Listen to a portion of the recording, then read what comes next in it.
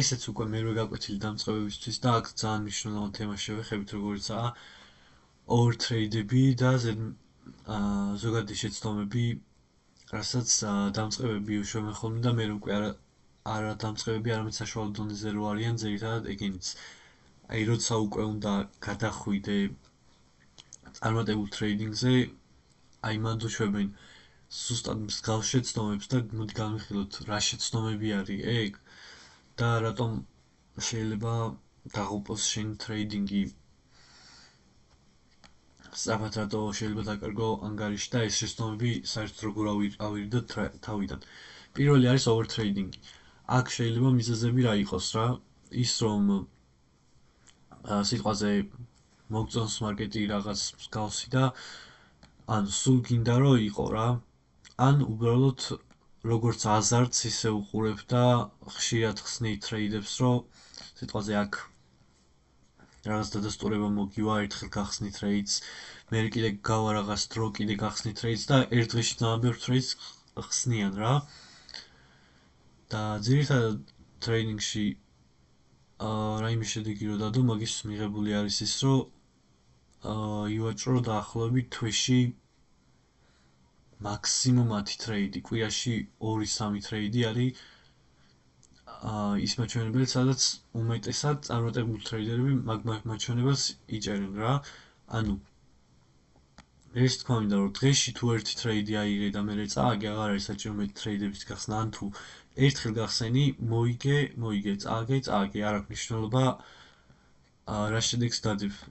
თუ გეგმას გაყვები და მაგ შენ გეგმას გაყვები, შედეგს აუცილებლად დადებ და უბრალოდ საჭირო არის რომ აი ერთი თვე რო დაინახო შენ გეგმას გაყვე, ზედმეტად არის ტრეიდო და აი ამ ტაქტიკას მიყვა რომ კვირაში 3 ტრეიდზე მეტი არ გახსნა, ყველაზე მეტი 3-თან 2 ტრეიდი გახსნა. აი მაგ ტაქტიკით მე მიხვდები რომ ნაკლები ტრეიდინგში არის მეტი. აი როგორც აქ არის ნაკლები ტრეიდი არის მეტი ხარისხი, როგორც გწერენ. რაც უფრო ნაკლებს ტრეიდო, მით უმეტ მეც იგებ და მეტი თავდაჯერებულობაც გემატება მე უკვე ბაზარზე.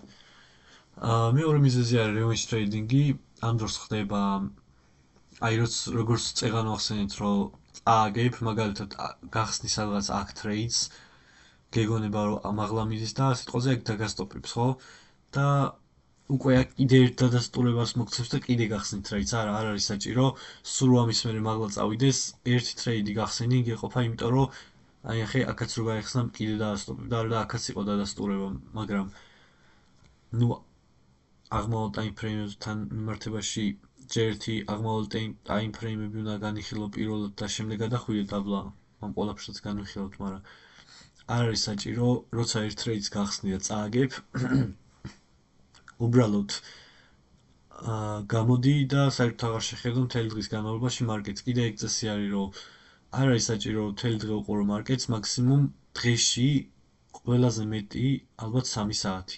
3 საათს მე უკვე ძალიან ბევრი არის და ჩემ შემთხვევაში ეგ არის, არ ვიცი, დღეში მაქსიმუმ 2 საათი, ამაზე მეც არ გრძელდება.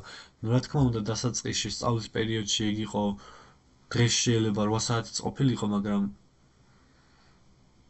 ეხლა უკვე სხვა ეტაპი არის და თან მაშინ ტრეიდებს არ ხსნიდი, დემო ანგარიშზე ვიყავი და უბრალოდ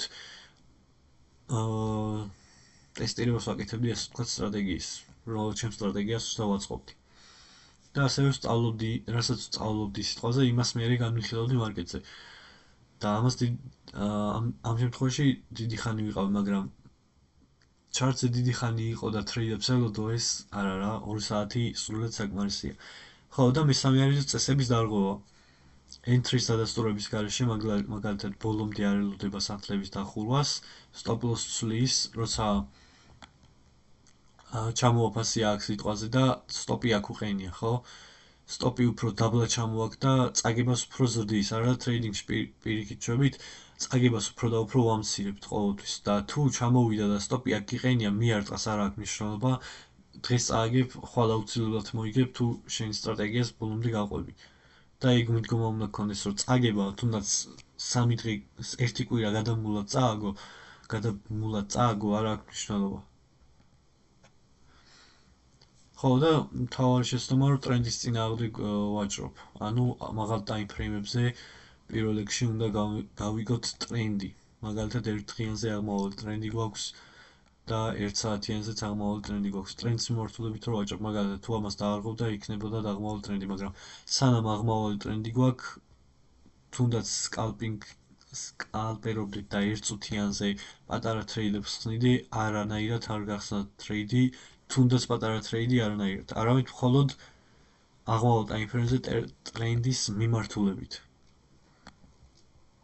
და სტრატეგია არასდროს არ ვიღალატებს, ანუ თუ არ დაარღვევ წესებს, თუ გაყვევი გეგმას, ყველანაირად კარგად